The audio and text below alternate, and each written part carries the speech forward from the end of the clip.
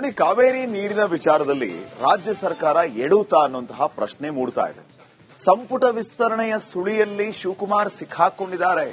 ಸಂಪುಟ ವಿಸ್ತರಣೆ ಮಾಡುವಂತಹ ಒತ್ತಡ ಒಂದ್ ಕಡೆ ಆದ್ರೆ, ಮತ್ತೊಂದು ಕಡೆ ಈಗ ಭಾರಿ ಸಂದಿಗ್ಧ ಪರಿಸ್ಥಿತಿ ಏನಂತಂದ್ರೆ ಕಾವೇರಿ ನೀರು.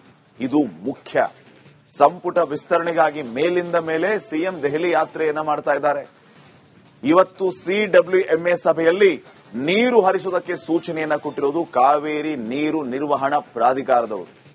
ಈಗ ರಾಜ್ಯ ಸರ್ಕಾರದ ಮುಂದೆ ಎರಡು ದಾರಿಗಳು ಮಾತ್ರ ಇದೆ. ಎರಡೇ ದಾರಿ. ಏನು ಆ ದಾರಿಗಳು?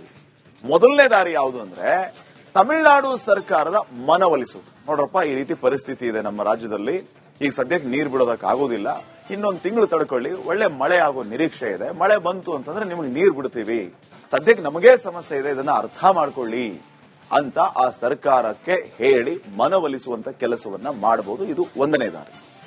ತಮಿಳುನಾಡು ಮುಖ್ಯಮಂತ್ರಿಗಳ ಜೊತೆಗೆ ಮಾತುಕತೆ ನಡೆಸೋದು, ರಾಜ್ಯದ ವಾಸ್ತವ ಸ್ಥಿತಿಯ ಬಗ್ಗೆ ಅವರಿಗೆ ಮನವರಿಕೆಯನ್ನ ಮಾಡಿಕೊಳ್ಳೋದು, ಪ್ರಯತ್ನ ಮಾಡೋದು. ಇದು ಯಾವುದು ಆಗ್ಲಿಲ್ವಾ? ಅದೆಲ್ಲ ಆಗಲ್ರಿ, ನೀವು ನೀರು ಬಿಡ್ಲೇಬೇಕು, ನಮಗೂ ಸಮಸ್ಯೆ ಆಗಿದೆ, ನಮ್ಮ ರೈತರಲ್ವಾ, ನಮಗೂ ನೀರು ಬೇಕಲ್ವಾ, ನಮಗೂ ಜೀವನ ಇಲ್ವಾ ಅಂತ ತಮಿಳುನಾಡಿನವರು ಹೇಳಿದರೆ. ಎರಡನೇ ದಾರಿ ಏನು? ಸುಪ್ರೀಂ ಕೋರ್ಟ್ನ ಮುಂದೆ ಮೇಲ್ಮನವಿಯನ್ನ ಸಲ್ಲಿಸೋದು. ಸುಪ್ರೀಂ ಕೋರ್ಟ್ನಲ್ಲಿ ಮೇಲ್ಮನವಿಯನ್ನ ಸಲ್ಲಿಸೋದೇನು?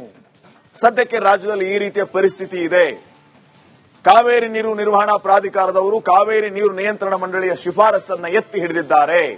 ಅರ್ಥಾತ್ 3,500 ಕ್ಯೂಸೆಕ್ ನೀರನ್ನ 15 ದಿನಗಳ ಕಾಲ ಬಿಡಬೇಕು, 4 ಟಿಎಂಸಿ ನೀರನ್ನ ತಮಿಳುನಾಡಿಗೆ ಹರಿಸಬೇಕು ಅಂತ ಹೇಳಿದ್ದಾರೆ. ಆದರೆ ಆ ರೀತಿಯ ಪರಿಸ್ಥಿತಿ ನಮ್ಮ ರಾಜ್ಯದಲ್ಲಿ ಇಲ್ಲ, ದಯವಿಟ್ಟು ಇದಕ್ಕೆ ತಡೆ ನೀಡಬೇಕು ಅಂತ ಹೇಳಿ ಮೇಲ್ಮನವಿಯನ್ನ ಸಲ್ಲಿಸಬಹುದು.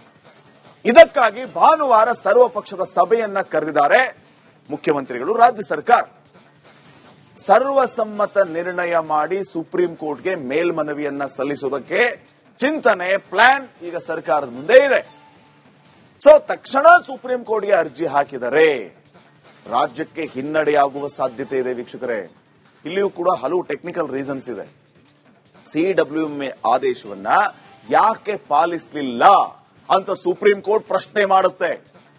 ಕಾವೇರಿ ನೀರು ನಿರ್ವಹಣಾ ಪ್ರಾಧಿಕಾರ ಹೇಳಿದ್ದೇನು, ತಮಿಳುನಾಡಿಗೆ ನೀರು ಹರಿಸಿ ಅಂತ ಹೇಳಿ. ಸೊ ಆ ಶಿಫಾರಸನ್ನ ಅಥವಾ ಆ ಆದೇಶವನ್ನ ನೀವು ಯಾಕೆ ಪಾಲಿಸಲಿಲ್ಲ ಅಂತ ಸುಪ್ರೀಂ ಕೋರ್ಟ್ ಪ್ರಶ್ನೆ ಮಾಡುತ್ತೆ.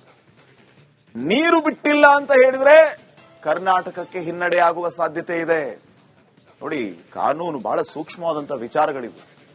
ಸೊ ಇದರಲ್ಲಿ ಜಯಶಾಲಿ ಆಗಬೇಕು ಅಥವಾ ರಾಜ್ಯದ ಪರವಾಗಿ ವಾದ ಮಂಡಿಸಿ ಅದರಲ್ಲಿ ಗೆದ್ದು ಬರಬೇಕು, ನೀರನ್ನ ಉಳಿಸ್ಕೋಬೇಕು ಅಂತಂದ್ರೆ there are many technical reasons to face. So ಏನ್ ಮಾಡುತ್ತೆ ಸರ್ಕಾರ, ಯಾವ ನಿರ್ಧಾರಕ್ಕೆ ಬರುತ್ತೆ, ಮೇಲ್ಮನವಿಯನ್ನ ಸಲ್ಲಿಸಿದರೆ ಯಾವಾಗ ಮತ್ತು ಅಲ್ಲಿ ಯಾವ ರೀತಿಯ ವಾದ ಇಡುತ್ತೆ, ಎಲ್ಲವನ್ನ ಕಾದ್ ನೋಡೋಣ. ನೆಕ್ಸ್ಟ್